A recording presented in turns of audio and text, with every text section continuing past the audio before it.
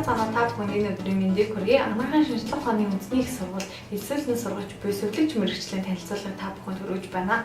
За сувилагч мэргэжил маань анагаахын шинжлэх ухааны үндэсний их сургуульд хоёр нэршлэлээр оюутан эсвэлэн сургаж байгаа бөгөөд нэгт сувилах уу, хоёрт сувилагч юм ба. Тухайн сувилах уу болон сувилагч гэх мэргэжлүүдийн ялгаа нь юу вэ гэхнийг бол сувилах нь 4 жилийн бакалаврын боловсрол олгодог байгаа. Харин сувилагч маань 3 жилийн дипломын боловсрол олгоно төгсөж байгаа. За мөн элэлтийн ерөнхий шалгалтын хувьд бол ялгаатай.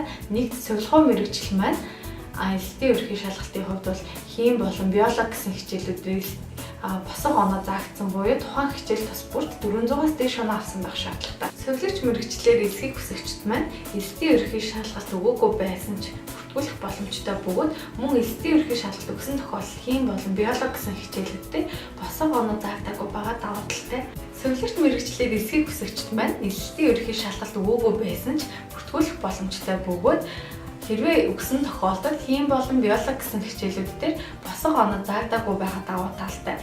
Тухайн мэргэжлэр төгссөний дараа мэргэжлээ дээшлүүлэн суралцах боломжтой бөгөөд 1.5 жил суралцсан сувилах мэргэжилтэй буюу бакалаврын зэрэгтэй сувилагч болж төгсөх боломжтой юм а.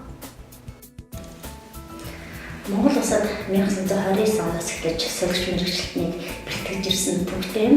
Өнөөдөр сувилах шинжлэх ухаан бол бие даасан шинжлэх ухаан болон хөгжиж байна. Энэ нь өөрөөр хэлбэл юу гэхээр сувилагч мэргэжилтнийг дээд боловсролтой бакалаврын, магистрийн, докторийн зэрэгтэй сувилагчийг бэлтгэн гаргаж байна. Сувилагч мэргэжилт маань дээд боловсролтой болсноор сувилахын тусламж үйлчилгээг сувилахын онол, сувилахын философи, шинжлэх ухааны үндэстэйгээр сувилахын оншийг тавьж өөрийн гэсэн тангарагыг өргөж сувилахын тусламжийг ард иргэдэд хүргэж байгаа гэлээ.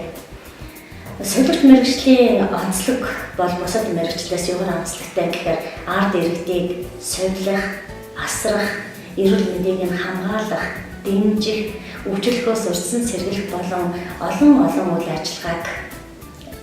үйл ажиллагааг бол хийдэг.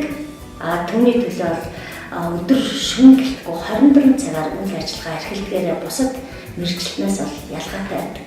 За манай сургуулийн сувилагчаар төгсөөд гарсны дараагаар хувийн болон хувийн бус төрийн байгууллагуудад сувилагч мэргэжилтэд ажиллах бүрэн болцоотой мэдлэг чадвар хандлагатай сувилагчийг бол бид нар төгсгөж байна. Сайн хэцүүн би сувилахын сургуулийн 4-р курсын оюутан байна.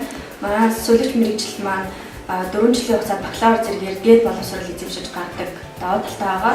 За би сувилагч мэргэжлээр суралцж байгаадаа маш их баяртай байна. Энэхүү мэргэжил маань хүнийг хайрлах, энэргүй сэтгэлээр сургадаг маш их давуу талтай. Тэгээ мөн маш олон суурь хичээлүүдийг үзэж ур чадвар эзэмшүүлдэг давуу талтай байгаа. Сайн бацхан уу, би сувилахын сургуулийн 1999 оны төгсөгч байна. Төгссөн цагаас хойш шаасны улсын 3 дугаар төвөрлөх тасралтгүй ажиллаж ирсэн. Одоо сувилахын албанд сувилахын арга зүйчээр ажилладаг.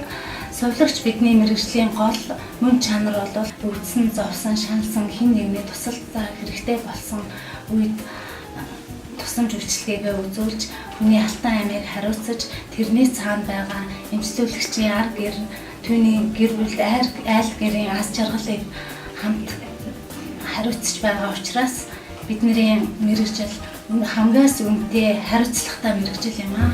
Энд та бүгдийг сувилагч мэргэжлийг сонгон суралцаж, улмаар энэ сувилахын шинжлэх ухаан, сувилахын онол, философийн үндсэн дээр сувилахын тусламжийг хүргэхэд бидэнтэй мөр зэрэгцэн ажиллана гэдэгт найдаж байна.